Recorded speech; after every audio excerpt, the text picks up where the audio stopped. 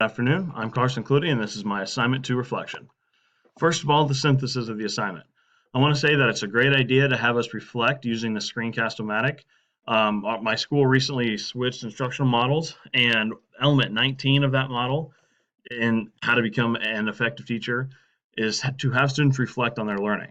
Now, I've used exit tickets and daily assignments and quizzes and Kahoots for small assignments, but Screencast-O-Matic, I think I can use for larger assignments and projects. And after doing one myself and completing this, I think it's something I'm going to have students use as well. Now, several personal characteristics can come out of my topic. My topic was collaboration. There are several desirable ones that include empathy, which is a big deal for me. My students are often not exposed to different ideas or cultures or worldviews until they go to college. And with an increase in global collaboration, I think that I can have students involved and see these different point of views from an early age. Now, effective communication is also something that I like to have my students leave my classroom with. If they can do that, I believe I've done my job.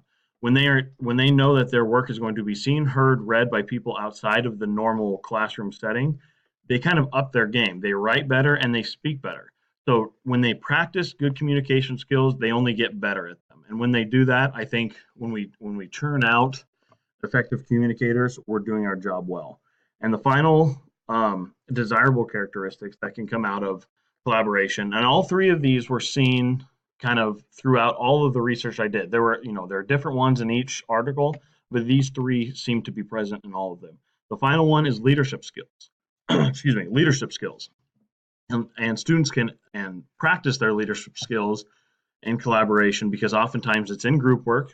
And even if it's not in group work and they collaborate with someone outside of the school, they are in charge or being a leader of their own work. And when they do this, they can practice these skills, which are 21st century skills. All three of these were present forever, but even though it's 21st century, even though it's the digital age, these three skills can still be practiced and are very important in today's world.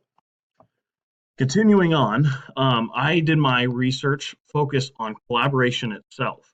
Collaboration is important because we've all been told how great it is, how much benefit people who collaborate get, right? We've been told if you're in a group and you're working, there's more ideas, and that is 100% true. However, part of the research that I did showed that collaboration must be intentional. And what I mean by intentional is that Zachary Reed's work here talks about how there's no doubt that student work improves when there is collaboration. However, he says that it must be done correctly.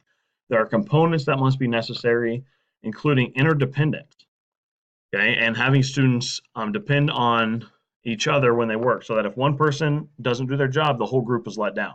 So there needs to be something on the line. So one of the things I took away from this is that collaboration does have to be intentional. I can't just put students in groups and hope collaboration happens. I have to say, what is your role within this group? Now, a few of my resources were in the pre-Skype era because I wanted to get down to the basics of collaboration. I wanted to see if collaboration was indeed good, right? Because like I said, we've all been told it's good since we were in elementary school on up through high school and college, and even in this class, we've been put into groups. Now, is it actually good? And the research said, yes, it is. But my line of thinking said that if collaboration in the classroom, if collaboration in my classroom is beneficial, how much more beneficial is it that we get outside of the classroom and we talk to different people around the state, around the country, around the world?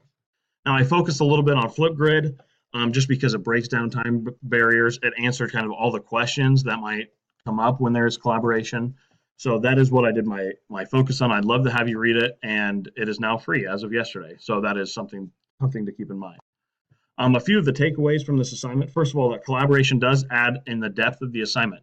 There's more than one opinion and more than one point of view. So when we were able to collaborate as a group, we kind of fed off each other's resources and comments, and also having to do the Oriel peer review, having to give 2 compliments and critique is something that I'm going to take and implement in my class.